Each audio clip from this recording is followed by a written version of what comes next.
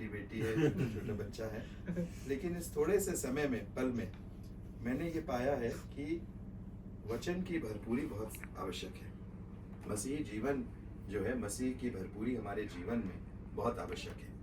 अगर मेरे जीवन में आत्मिक जीवन मेरा बढ़ नहीं रहा है तो मैं आत्मिक रीति से बौना हूँ। मैं सारी चीज़ों में बढ़ सकता हूँ, मैं ज्ञान में बढ़ जाऊँ, मैं बुद्धि में बढ़ जाऊँ, मैं कारोबार में बढ़ जाऊँ, सारी चीज़ें अपनी जगह बहुत अच्छी हैं, खुदा देता है, लेकिन उसके साथ साथ भी हमें आत्मिक रीति से भी बढ़ना है, ग्रो करना है।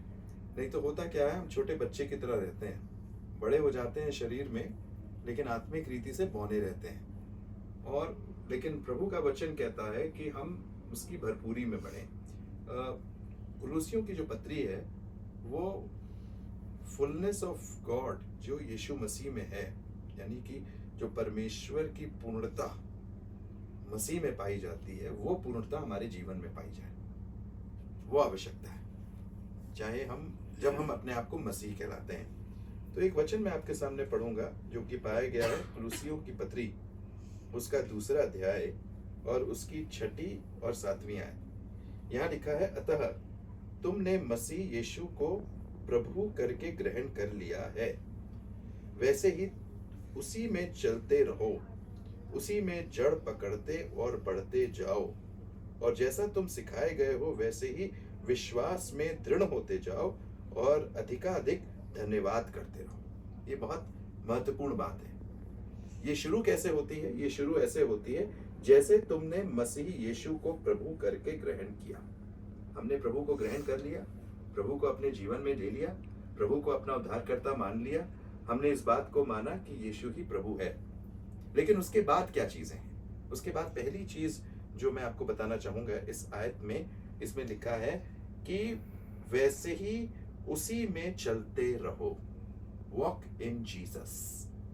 ये हमारी प्रायोरिटी है, अकेले नहीं लेकिन परिवार के सहित, कलीसिया के साथ। Walk in Jesus, walking in Jesus is very important. अभी हमने बड़ा सुंदर गीत गाया, आंटी ने बताया, जंगली दरख्तों के दरमियान। हमारी मदर का भी फेवरेट गाना था, गीत था, ये बहुत पसंद करती थी, बहुत गाती थी। और जिंदगी के सफर में ना, वो सफर की बात करता है, और जंगली दरख्तों के दरमियान एक सेब के पेड़ के समान। अगर श्रेष्ठ गीत को पढ़ेंगे, सॉन्ग ऑफ सॉन्ग, गजले गजलात, उसका 2 अध्याय पढ़ेंगे, तो वहां पर जो स्त्री है कलीसिया को दर्शाती है, वो अपने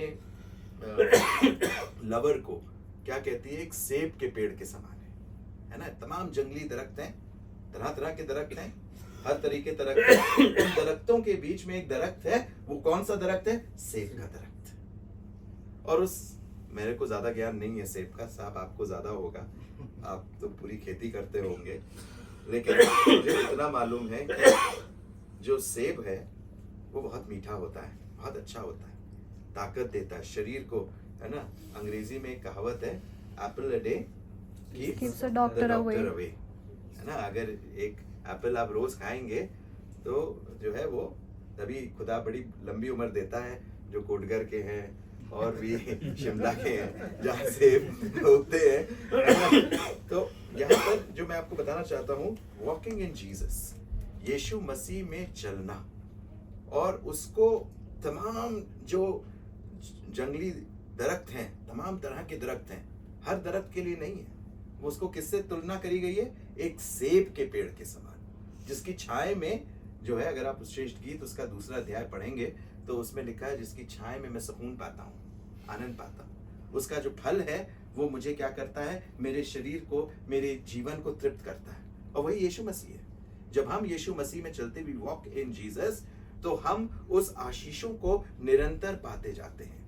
यीशु मसीह ने कहा है, यूहन्ना रचित सुसमाचार उसका 14 अध्याय उसकी 6 आयत, बड़ी फेमस आयत है, बच्चों को मालूम होनी चाहिए। Jesus said, I am the way, the truth and the life. यीशु ने कहा, मार्ग, सत्य और जीवन मैं ही हूँ। साधु सुंदर सिंह कहते हैं, जब तक हम मार्ग पे नहीं चलेंगे तब तक हम यीशु को नहीं जानेंगे ना। वी हैव टू वॉक, हमें उसके साथ चलना है, और जैसे जैसे हम उसके साथ चलते हैं तो हम उसकी आशीषों को पाते हैं, उसके साथ साथ चलते हैं। पहला यूहन्ना उसका 2 अध्याय उसकी 6 आयत में लिखा है, सो जो कोई ये कहता है कि मैं उसमें बना रहता हूं, उसे चाहिए है कि वह आप वैसे ही चले जैसे वो चलता है। बहुत सी दफे हम लोग सोचते हैं यीशु मसीह ने किया, हम नहीं कर सकते, है ना। हम उसको दूसरी कैटेगरी में रख देते हैं कि यीशु मसीह अरे यीशु मसीह की बात नहीं करी, अरे वो तो बहुत मतलब उनके जैसा बड़ा मुश्किल है। लेकिन नहीं, ऐसा नहीं है। परमेश्वर ने अपने पुत्र को इसलिए संसार में भेजा ताकि हम उसके पुत्र के समान बन जाए। We should become like him. जो वॉकिंग है ना, जो चाल है, हमारी जीवन की चाल है, वो चाल वो है कि हम उसमें ढलते जाएं और वो हम में ढले, है ना। जब यूहन्ना बपतिस्मा देने वाले ने यीशु मसीह को देखा तो क्या बोला कि मैं घटूं और वो बढ़े। कहाँ बढ़े? अभी हमने गीत भी गाया ना, आज का दिन यहोवा ने बनाया, है ना। मैं घटूं और वो बढ़े। यानी कि मेरा जो वॉक है, वो जो जीवन है, वो कैसा है होना चाहिए जिसमें यीशु मसीह बढ़ता हुआ जाए। एक बार एक बुजुर्ग हमसे मिले तो ऐसी कुछ बात होने लगी, तो हमसे कहने लगे, अरे अब तो बुजुर्ग हो गए हैं, अब तो जो है वो समय है, जाने का समय है। मतलब ऐसे जैसे होता है, एक बुजुर्ग बात करते हैं। तो मैंने कहा कि आप उस तरह से देखिए, एक अलग तरीके से देखिए। सूरज जब इंडिया में ढलता है तो अमेरिका में उगता है ना। सनराइज अमेरिका में होता है, सनसेट इंडिया में होता है। सनराइज इंडिया में होता है, अमेरिका में सनसेट होता है। सिंपल है ना। जब हम सफर में चलते चले जाते हैं, इस दुनिया से दूर होते जाते हैं, धीमे धीमे धीमे धीमे करते, और कहां आते जाते हैं? स्वर्ग में, उसकी उपस्थिति में। That's the beauty. हमारा कोई मरना थोड़ी ना है, हमको तो पार करना है। इस संसार से दूसरे संसार में हम जाते हैं, यानी कि स्वर्ग में जाते हैं। और प्रभु ने हमको एक बड़ी इच्छा से बनाया, पर्पस से बनाया। मसीही वही है जो अपने उद्देश्य को परमेश्वर में होकर के जान ले, है ना। बहुत से मसीह हैं भाई, बहुत से ऐसे लोग हैं जिनको अपना उद्देश्य ही नहीं मालूम है, उनको अपना फ्यूचर ही नहीं मालूम है, उनको अपना लाइफ नहीं मालूम है आगे क्या होगा। लेकिन बाइबल कहती है कि यिर्मयाह उसका 29 अध्याय उसकी 11वीं आयत में परमेश्वर कहता है, for I know I have a plan for you. मुझे मालूम है कि I have a plan for you, तुम्हारे लिए मेरा एक उद्देश्य है। Plan not to harm you but to prosper you. और प्रॉस्पेरिटी जो है सिर्फ मटेरियलिज्म में नहीं है, लेकिन प्रॉस्पेरिटी जो है वो आत्मिक जीवन में है। तो दोनों चीजें हमारी जो बढ़ती हैं, तो एक ब्लेसिंग हम परमेश्वर की देखते जाते हैं। और वही मेरी दुआ है आपके लिए कि प्रभु आपको आत्मिक रीति से भी और बढ़ाता जाए। हमें सबको बढ़ना है। हम ये थोड़ा ना हम पादरी हैं तो बस हो गया, काम खत्म। नहीं नहीं नहीं नहीं नहीं, ये गलत फहमी है। हमको भी आत्मिक रीति से वचन में बढ़ते जाना है। हमको अल्टीमेट गोल है कि not only to walk with him, हम उसके साथ ही नहीं चलना है, परंतु वो मेरे जीवन में बढ़ता जाए। जब लोग मुझे देखें तो लोग कहें यीशु मसीह है ये, यीशु मसीह का चेला है ये ना। साधु सुंदर सिंह जब बाहर गए, विलायत में गए, तो उन्होंने खटखटाया। आप लोग को मालूम होगा, जब उन्होंने खटखटाया तो एक छोटी सी लड़की जो थी उसने खिड़की से झांक करके देखा, और जब झांक करके देखा उसने दरवाजा नहीं खोला। वो जल्दी से अपनी माँ के पास गई और कहने लगी, जीसस हैज कम, यीशु मसीह आए हैं। ये जीवन हमारा जीवन है। दूसरी चीज जो मैं आपको बताना चाहूंगा वो है, इसमें लिखा है कुलुसियों उसका 2 में 6 आयत में, जैसे तुमने मसीह यीशु को प्रभु करके ग्रहण किया है, वैसे ही उसमें चलते रहो और उसी में जड़ पकड़ते और बढ़ते जाओ। हालेलुया। क्या करो? जड़ पकड़ते, मतलब उसमें चल रहे हैं, मतलब मजबूती से हम और हमारा परिवार जो है वो क्या हो, उसमें बढ़ता जाए, जड़ पकड़ते जाए। जैसे लैंडस्लाइड्स की कब आती है? लैंडस्लाइड्स तब ज्यादा उस जगह पे आती है जहां पर पेड़ नहीं होते हैं। जब पेड़ होते हैं ना, मजबूत पेड़ होते हैं, और पेड़ों की जो जड़ें होती हैं वो एक दूसरे से जकड़ी रहती हैं, और जब जकड़ी रहती हैं तो सॉइल इरोजन नहीं होता, लैंड डिग्रेडेशन नहीं होता। आप लोग को ज्यादा पता होगा, पहाड़ के लोग हैं, तो क्या होता है, जड़ पकड़ते जाए। जब हम एक प्रभु यीशु मसीह में जड़ पकड़े रहेंगे, उसके वचन में बढ़ते जाएंगे, उसकी बातों में बढ़ते जाएंगे, तो तमाम आंधी तूफान मेरे घर पे आए, समस्याएं आए, वो एक आंधी आएगी उधर से चली जाएगी। मत्ती रचित सुसमाचार उसके 7वें अध्याय के आखिरी कुछ पदों में एक खुदा बाप प्रभु यीशु मसीह एक दृष्टांत बताते हैं। किसका दृष्टांत बताते हैं? एक मूर्ख व्यक्ति का और एक समझदार व्यक्ति का। मूर्ख व्यक्ति कौन है? जो किस पे पहाड़ घर बनाता, पहाड़ पे घर बना, पत्थर पे बनाता है कि बालू पे बनाता है? बालू पे बनाता है, ठीक है ना। और बुद्धिमान व्यक्ति कौन है? जो चट्टान पे घर बनाता है। और चट्टान कौन है? वो यीशु मसीह है। बाइबल कहती है Lord our God is a rock, परमेश्वर हमारा चट्टान है, दृढ़ गढ़ है। हालेलुया। और जब हम, हमारा मकान, हमारा खानदान, हम उस चट्टान पे रहेंगे, उसमें जड़ पकड़ते जाएंगे, वो हम में, हम उसमें रहेंगे, मेरे प्रियो, तमाम आजमाइशें आएंगी, कुछ नहीं होने वाला, कुछ नहीं होने वाला। प्रभु यीशु मसीह को जब शैतान टेम्प्ट करने आए, है ना, मत्ती रचित सुसमाचार उसके 4थे अध्याय में, तो टेम्पटेशन जो थी, सबसे पहली टेम्पटेशन क्या थी कि कह दे इन पत्थरों से तो क्या बन जाए? रोटी बन जाए, है ना।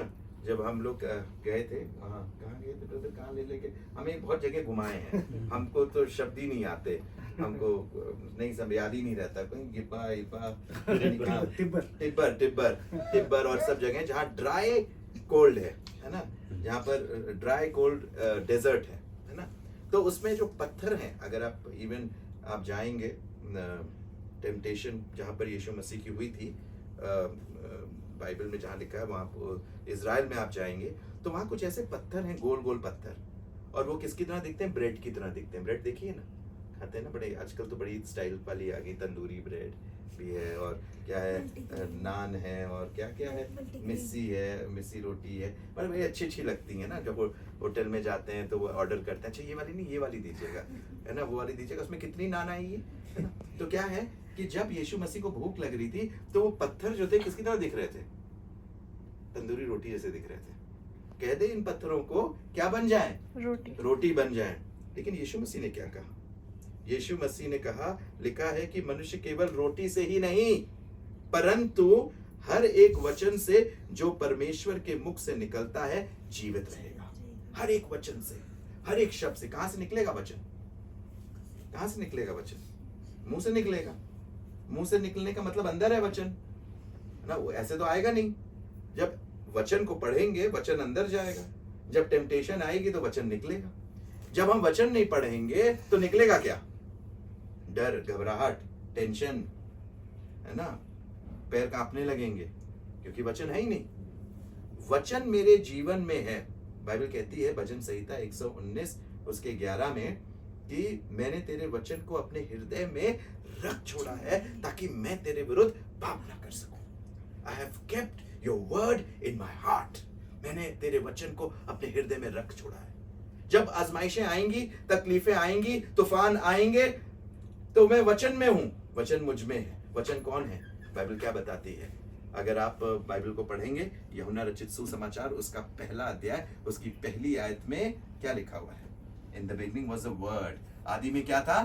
वचन था। वचन परमेश्वर के साथ था और वचन परमेश्वर, और वही वचन वर्स 12 में लिखा है, 14 में लिखा है, वही वचन क्या हो गया? देहधारी हो गया, became human, became flesh।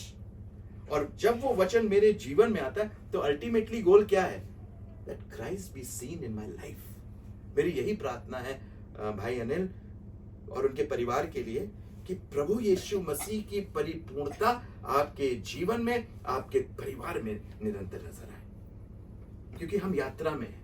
हमको प्रभु ने चुना है ताकि हम सेवा करें, और आपने बहुत, आप प्रभु आशीष दे, जैसे मुझे पासवान ने मुझे बताया कि निरंतर आप तत्पर रहते हैं ताकि आप सेवकाई, ही बड़ी सेवकाई है।